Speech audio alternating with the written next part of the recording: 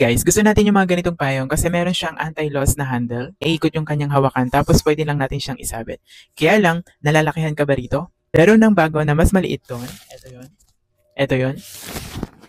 Yan. Tapos, anti-loss din yung kanyang handle. Pwede nating isabit sa mga bag natin. Tingnan nyo naman guys kung gano'n yan kaliit. O diba, ang cute lang talaga niya. At ang maganda pa sa payong na to, naka SPF 50 plus na din siya. Kaya mapoprotect ka nito kapag ka mainit yung araw. Pero pwede rin natin itong gamitin kapag ka umuulan. Yun nga lang, hindi siya automatic. Manual lang natin siyang bubuksan. Maganda pa dito guys, ay yung kanyang buksanan dito ay yan, ganyan yung style niya. Hindi siya yung parang trap lang na kagaya nito. Yan, hindi siya ganyan. Ito kasi katagalan, nauubos din yan.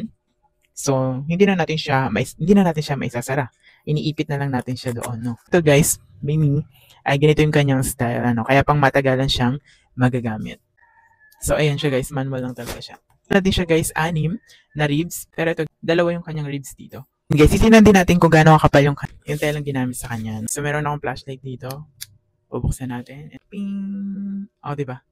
Sobrang kapal niya guys. Hindi tumatagos yung kanyang liwanag ng flashlight, no?